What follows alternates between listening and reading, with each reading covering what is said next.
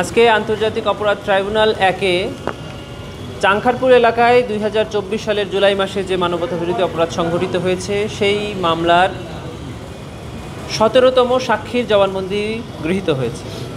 17তম সাক্ষীতে একজন police constable, তিনি সেদিন চাংখারপুল এলাকায় একটি শটগান এবং 50 রাউন্ড গুলি সহ উপস্থিত ছিলেন। তিনি ট্রাইব্যুনালে সাক্ষ্য প্রদান করেছেন যে তাকে তার ঊর্ধ্বতন কর্তৃপক্ষ এই মামলার আসামিরা ছাত্র জনতার উপরে গুলি করার নির্দেশ প্রদান করেছিলেন, কিন্তু তিনি গুলি করেননি।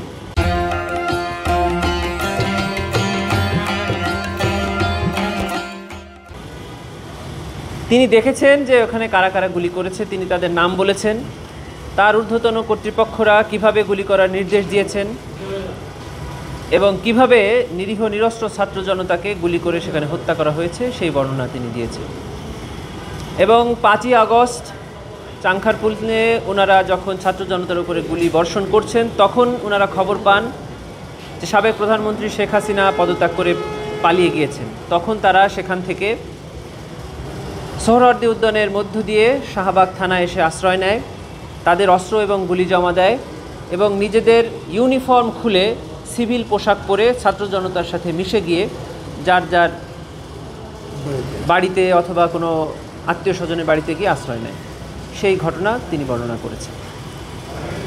এরই মধ্য দিয়ে চাংখারপুল এলাকায় যারা ঘটনার প্রত্যক্ষদর্শী, যারা ভিকটিম এবং যারা সেখানে উপস্থিত থেকে গুলিবর্ষণ হতে দেখেছেন, তাদের সাক্ষ্য গ্রহণের মধ্য দিয়ে 17তম সাক্ষীর সাক্ষ্য গ্রহণ শেষ হল।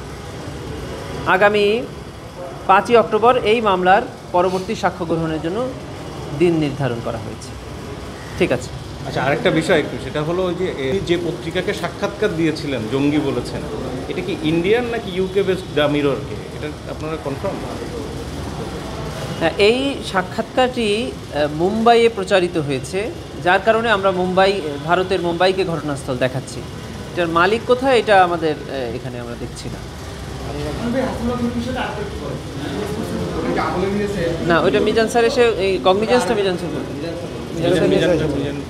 ঠিক আছে। এই মামলায় আর তাহলে আনুমানিক কতজন সাক্ষী আপনারা? এই মামলায় আমরা আপাতত মনে করছি যে ঘটনার আর কোনো সাক্ষী আমাদের প্রয়োজন নেই। প্রসিকিউশন মনে করছে যে এই মামলার ঘটনা ইতিমধ্যে এই 17 জন সাক্ষী প্রদানের মাধ্যমে প্রমাণিত হয়ে গিয়েছে। এখন জব্দ তালিকা এবং এই মামলার তদন্তকারী কর্মকর্তার সাক্ষ্য প্রদানের জন্য আমরা প্রস্তুতি গ্রহণ করছি। উনি প্রেক্ষাপটের সাক্ষী, শুধু তাই নয়, উনি ওই দিন ঘটনাস্থলে উপস্থিত ছিলেন। উনি ওনার রাষ্ট্রীয় কার্যক্রমের সামঞ্জস্য রেখে উনি যদি সময় পান তাহলে উনি সাক্ষ্য প্রদান করবেন।